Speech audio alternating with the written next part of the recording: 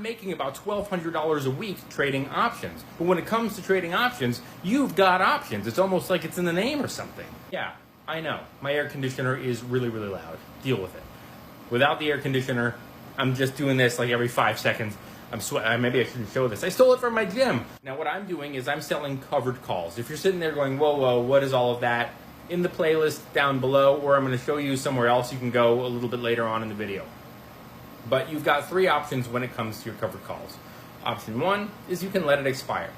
This is what I do. I'm doing this whole covered call strategy to make money, to avoid having a 9-to-5 job. Now, a lot of people hear me say that and they go, well, you should also be investing in the stock market. Yeah, I know. I'm also investing, okay? This isn't the stock market, day trading, swing trading, investing. It's not one or the other. You can do both. Now, I let my options expire. This means that I am here to collect the premium. And if you don't know what any of this stuff means and it all sounds like gibberish, really, go watch the playlist and stick around because I'm going to give you a guide in a second that'll explain it all. But I'm here to collect the premium. So that means that I buy a stock at $20. As soon as I've purchased it, I sell a covered call with a strike price of $21. This will give me the largest chance of my shares being assigned, which means my shares are gone, but I get the highest premium and a little bit of profit too. Right, I'm in at 20, I'm out at 21. There's some downsides with this as well, but that's for a different video. Now, the thing here is they expire, you lose your shares, or maybe you don't lose your shares, but you keep the premium.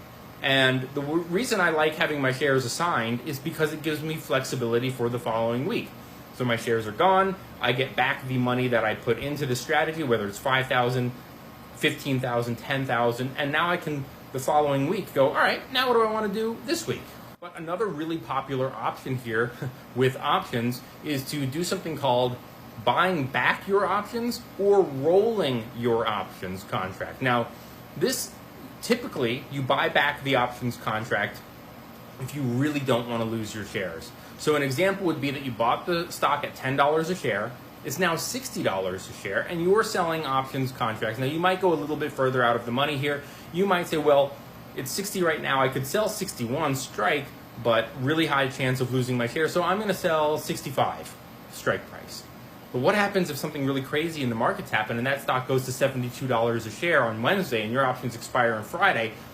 Maybe it pulls back in time, maybe it doesn't. You're sweating, literally sweating. You're nervous. You're like, oh my God, I'm going to lose my shares. I bought them at 10. It's 72 now. I'm going to have maybe owe taxes. I don't want to lose my shares.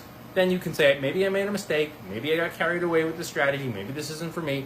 I'm going to take a loss on buying back the options, but I'm going to get to keep my shares. Now, the part two to this is rolling the option. So part one of rolling your option is to buy it back, and the other is to sell a covered call with a further down the road strike price and expiration. So instead of this Friday, you go, oh wait, I'm going to roll my option to the following Friday. Now you might do this if you notice that the premiums a couple weeks out are really high. Maybe there's earnings or some news or a rumor or something like that. And you say, well, I'm going to take a small loss now for a much larger premium down the road. And this offsets your loss, right? So yes, you'll take a loss buying it back, but you'll sell a covered call with a higher premium that will offset that loss. And option number three is to sell something called deep out of the money covered calls. This is if you want to make a little bit of money on the shares that you own, but you're anxious about losing them.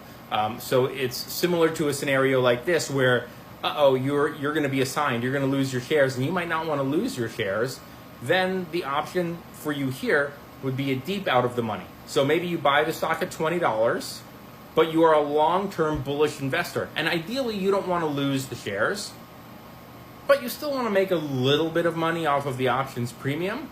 So maybe you sell, for example, a 27, I know this looks like 17, but I swear it's 27.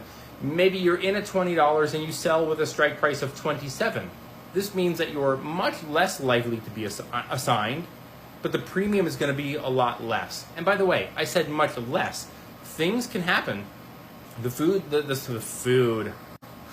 stock might skyrocket. Maybe I'm hungry. The stock might skyrocket, and you might find yourself in a situation where you gotta buy back or roll the options contract. Hope that helps. Oh wait, I said I was going to show you something at the end of the video and then I forgot. If you want to learn more about options and covered calls, please just go right here. Most content creators have a website, but on their websites, usually when you go on, a little thing pops up that says, hey, give me your email and I'll write you updates down the road. But usually the real reason that they want your email is so they can sell you stuff. You'll notice if you go to my website, there's no email sign up. I'm not collecting your emails. There's no PayPal, there's no Venmo, there's no Patreon. Everything is free. All you have to do is go right here, click on the menu that's right here, click on this Covered Calls Explained, and this guide has links and stuff here, but this guide is a unit. Look at how long this thing is. Look at how detailed all of this stuff is, and it's all free.